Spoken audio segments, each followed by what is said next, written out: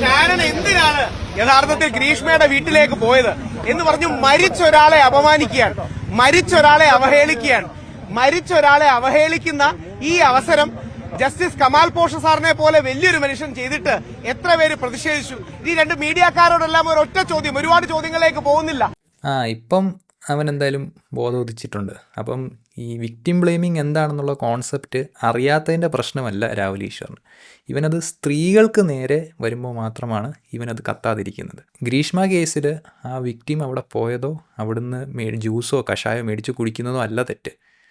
പെർപെട്രേറ്റർ എന്താണോ ചെയ്യുന്നത് അവിടെയാണ് തെറ്റിരിക്കുന്നത്.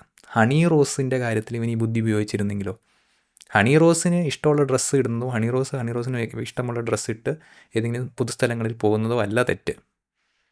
ഹണി റോസിനെ കണ്ടിട്ട് ഇത്തരം വൃത്തികേട് കമൻറ്റ് പറയുകയും അവളെ മെൻ്റലി ഹരാസ് ചെയ്യുന്ന രീതിയിലുള്ള കമൻസ് പാസ്സാക്കുന്നതുമാണ് തെറ്റ്.